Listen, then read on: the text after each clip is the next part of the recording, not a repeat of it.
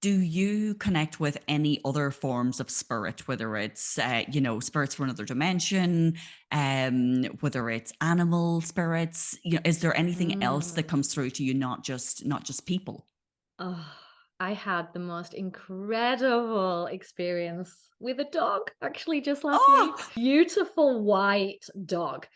And when I say small, like it appeared as a visual as a small white dog, but the energy of this dog was huge and instantly wanting me to know that I'm her son. oh, So again, this is where you have to okay. get out of your own way, right? I said Yeah. to her, look, I'm so sorry. I've got this dog that's come. It's this beautiful white dog. And he's saying that you used to call him your son.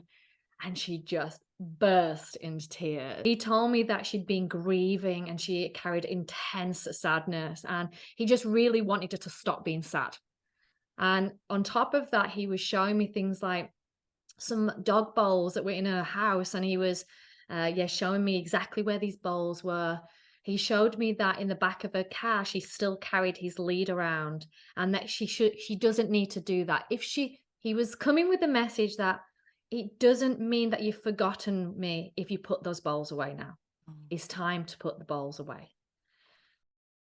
Diane, yeah. he showed me that he was, I guess, the main animal in her life that just meant so much to her. He told me that she'd been grieving and she carried intense sadness, and he just really wanted her to stop being sad. And on top of that, he was showing me things like some dog bowls that were in her house, and he was, showing me exactly where these bowls were. He showed me that in the back of her car, she still carried his lead around, and that she doesn't need to do that. He was coming with the message that it doesn't mean that you've forgotten me if you put those bowls away now. Oh, It's time to put the bowls away.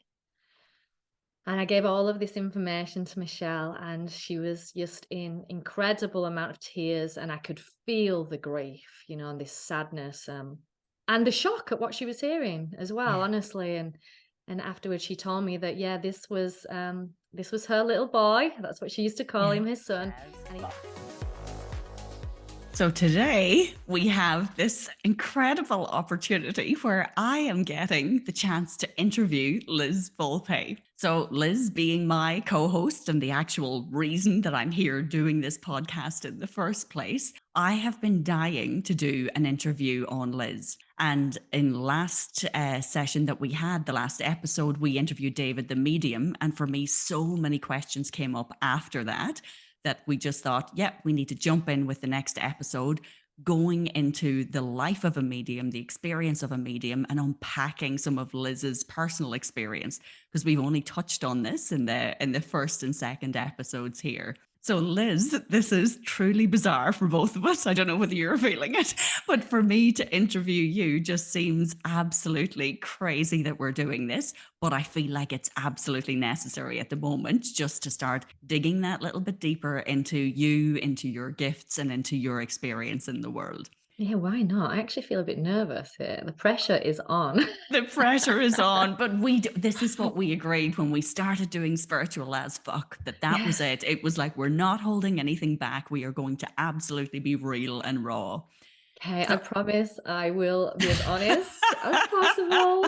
I won't hold anything back. And there is a lot I'd probably like to hold back here, but why not? Let's go yeah, all in. yeah. And that's true. But well, let's just go where it needs to go. So none of this is particularly scripted. We've got a general idea. So I just want to bring you back very first to your first kind of memorable experience where you were like, so either the first connection with spirit or the first thing that made you realize, okay, this is something big. My life is changing and I am developing or I'm uncovering a major gift. This is an interesting one because when I look at my life as who I've now realized I am, it's almost like the life is split up to different sections. And there's kind of like this section, which is the actual naming of becoming a medium. But interestingly enough, the first memory was in my early 20s. And this is something that has only just come back to me. I'm suddenly remembering these experiences. And actually, I was living in Brisbane. I was in my first taste of just being really hungry to learn about everything spiritual. I'd got my first deck of angel cards. I was reading books, and meditation was, I guess, the thing that I started to practice. And